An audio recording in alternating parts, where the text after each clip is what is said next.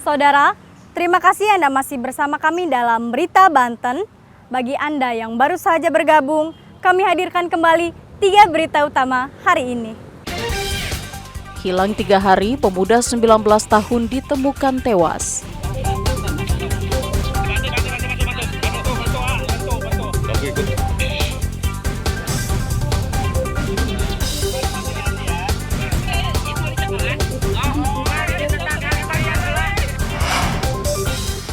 Seluruh wilayah Banten memasuki musim kemarau.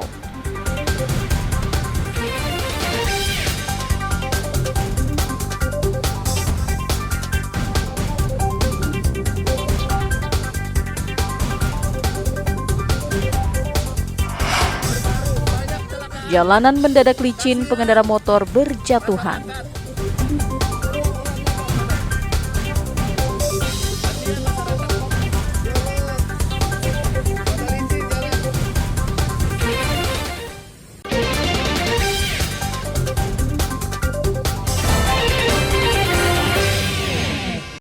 Integritas aparatur sipil negara dalam kinerja benar-benar diuji oleh audit Badan Pemeriksaan Keuangan Perwakilan Banten.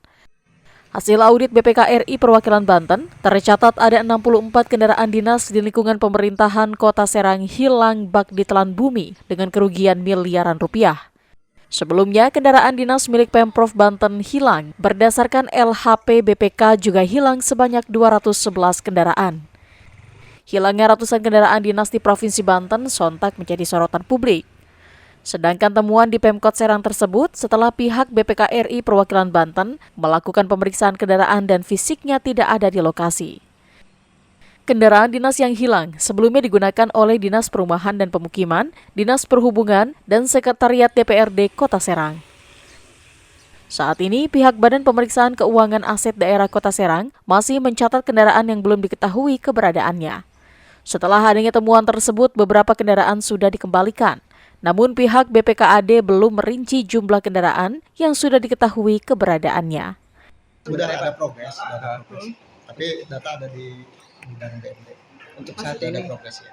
Progresnya seperti apa? Progresnya baik sih. Ada yang sudah ditemukan kan, ada yang memang sedang pada saat pengecekan itu sedang digunakan di operasional.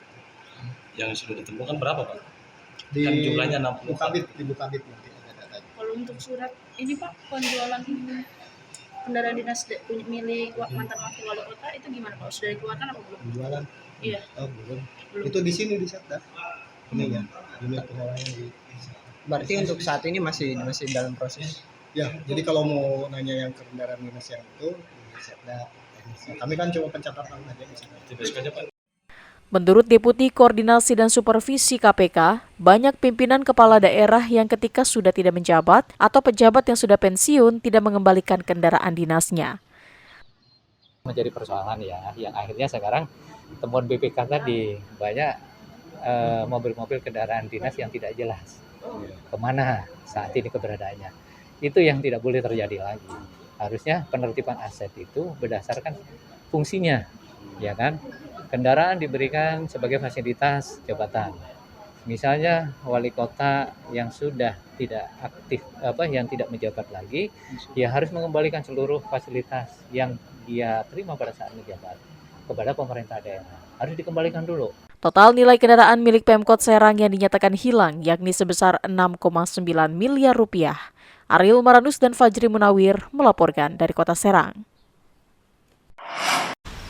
Pasca kebakaran yang terjadi di lantai 6 Hotel All Night and Day yang terletak di Kecamatan Serpong Utara, pemerintah Kota Tangerang Selatan melalui Dinas Pemadam Kebakaran sudah melakukan pemeriksaan gedung.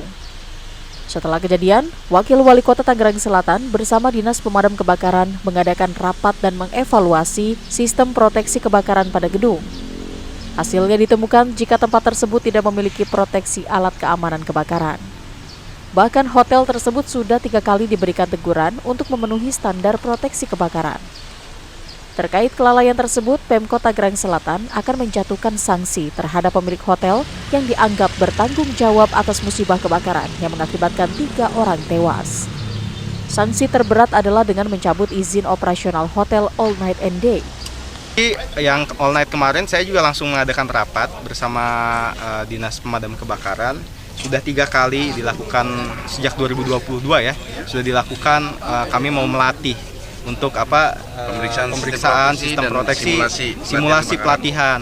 Merekanya selalu bilang bahwa kami masih renov. Sampai akhirnya itu kejadian karena tidak terlatih, makanya kemarin kan pegawai-pegawainya yang harusnya naik tangga darurat malah naik lift.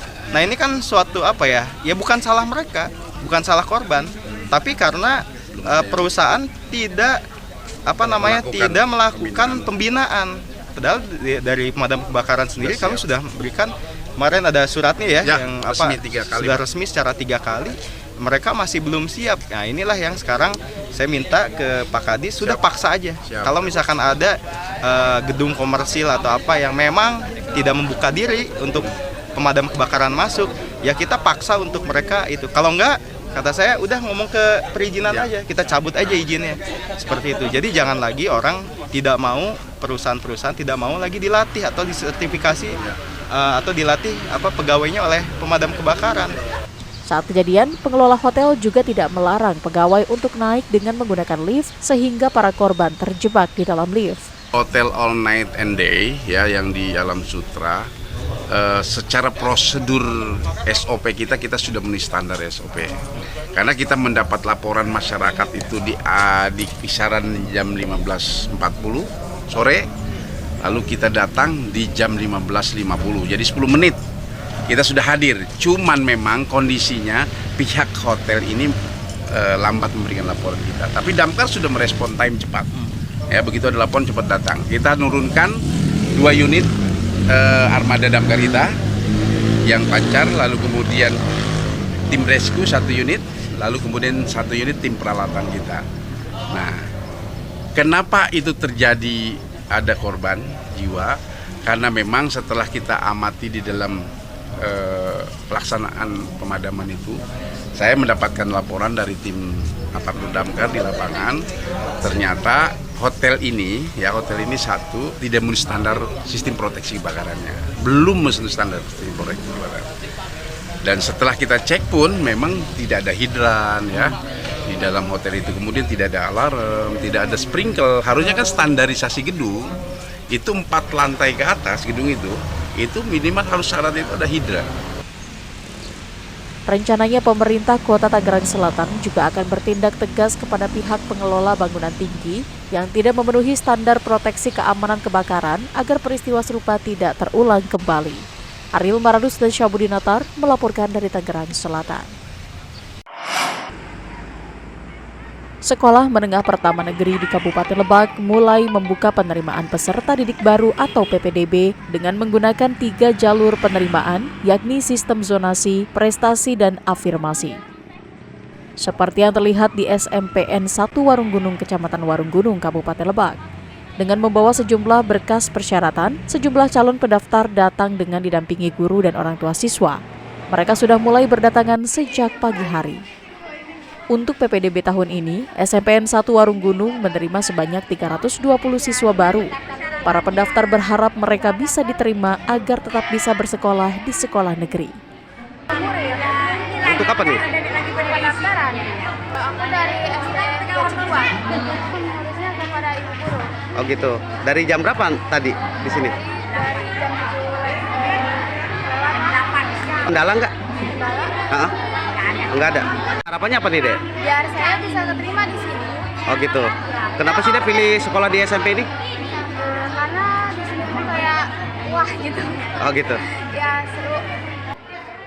Sejumlah orang tua pun tampak ikut mengantarkan anak-anak mereka saat proses pendaftaran untuk memastikan anak-anak mereka lancar dan tidak terkendala saat proses pendaftaran. Hari ini rencananya sih saya mendaftarkan anak saya ke SMP Negeri Warunggunung. Insya Allah mudah-mudahan sih diterima di sini. Oh gitu. Dari jam berapa Ibu nunggu tadi? Saya tadi dari pagi sekitar jam 6 pagi. Oh gitu. Ngumpul di sini sama ibu-ibu. Harapannya Bu? Ya mudah-mudahan sih anak saya bisa diterima di SMP Negeri Warunggunung ini. Karena kan saya juga alumni sini ya. Oh, Jadi gitu. pengen anak saya satu alma mater anak saya.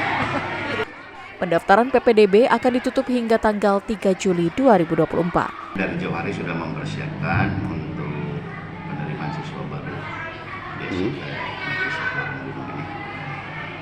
Jumlah kapasitas yang bisa kami terima di sini 10 kelas dengan jumlah siswa 320 orang karena ruang kelas memang 10 yang pasti. Seperti tahun sebelumnya ada sistem zonasi prestasi dan afirmasi. Sedangkan pengumuman hasil seleksi akan diumumkan pada tanggal 8 Juli mendatang. Ariel Maranus dan Sajiwa Pratama melaporkan dari Kabupaten Lebak.